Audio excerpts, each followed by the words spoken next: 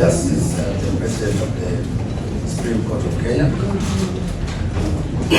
Honorable Justice Martha Koome, the Honorable Attorney General of the Republic of Kenya, Honorable Dr. Dole, Chairpersons of Commissions present here, members of the IEBC, my new colleagues, Chief Minister of the Judiciary, Honorable Frida Okaya, distinguished guests, ladies and gentlemen, good afternoon. Allow me to take this opportunity to make a few remarks. It is with profound humility and a deep sense of duty that I address you today as the newly appointed chairperson of the IEBC. I am immensely honored by the trust placed in me to lead this vital institution, one that lies at the heart of our democracy. I extend my warmest congratulations to my fellow commissioners who have just taken their oath of office. I know it has been a demanding journey, but that journey, however difficult it may have been, was merely to prepare us for the greater responsibilities that lie ahead. Today marks the beginning of our service to the people of Kenya. We must approach this sacred duty, therefore, with the urgency and integrity and absolute commitment, guided by our Constitution and the laws of the Republic, but more importantly, guided by the expectations of every Kenyan. Free and fair and credible elections are the cornerstone of our democratic society. The IEBC is entrusted with the solemn responsibility to ensure that every citizen's voice is not only heard, but honored. As Winston Churchill once said, the price of greatness is in responsibility. That responsibility now rests with us and with all Kenyans. I thank His Excellency the President, the Parliament, together with the Justice and Legal Affairs Committee, the selection panel, for taking us through that rigorous, open and transparent process that led to our eventual appointment. Lady Justice, I also would like to thank the Judiciary, the Chief Justice, for the commendable job they did in expediting the process of determining the matters that help the process and for affirming the legality of our appointment. I wish to say to the country that my first and foremost loyalty is to the people of Kenya, who hold the sovereign power under Article 1 of our Constitution. And that power allows them, therefore, to exercise their sovereign responsibility, including their right to vote. And therefore, I wish to assure Kenyans that their voices will not only be heard, but they will also count during this the coming elections. As we look ahead, I urge you to stand firm in your commitment to democratic values.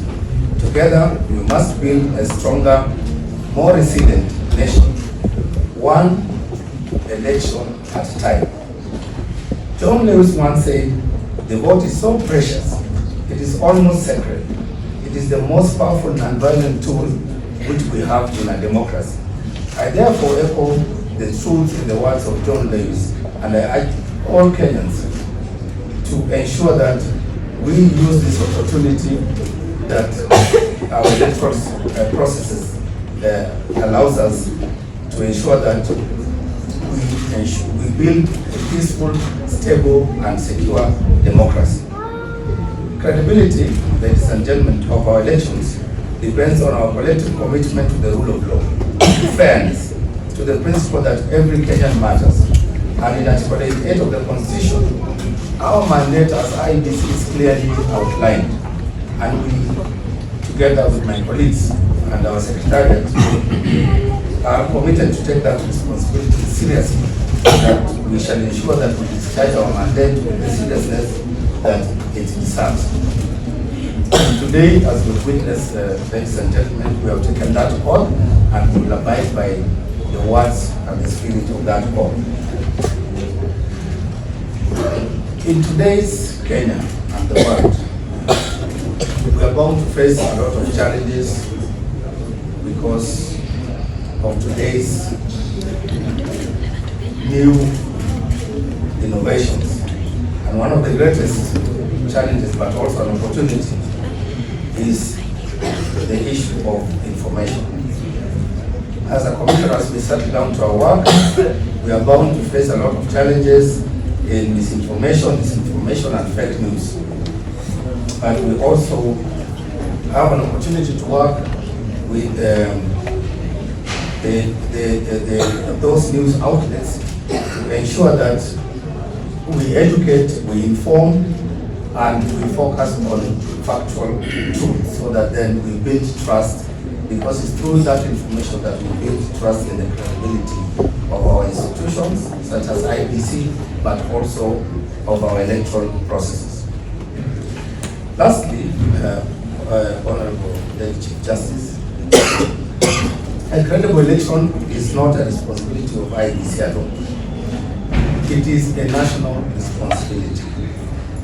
I therefore, as we work, as we settle down as the IEBC, I therefore call upon all other institutions, all other stakeholders to support us and to work together in us cooperatively and collaboratively to ensure that as we plan for the by-elections and the next coming general elections, that we work together collectively, because we have shared responsibility to ensure that we deliver on our mandate, which is to ensure peaceful, credible, transparent, and accountable electoral processes. As I conclude, I appeal to every Kenyan to be part of this journey and to support us with your participation, your vigilance, your voices, so that our democracy will be as strong as our collective belief in it.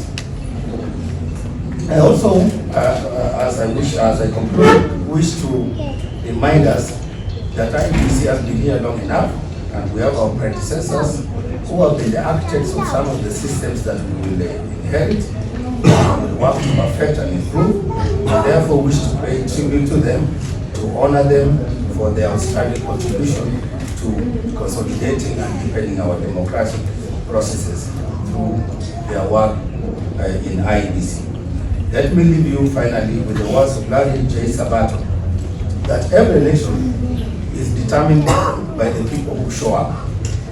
So I urge fellow Kenyans that you must show up, you must engage, you must vote, and you must participate in ensuring that we do our job very well for the sake of our country. I thank you. May God bless Kenya, and may God bless all. Thank you very much.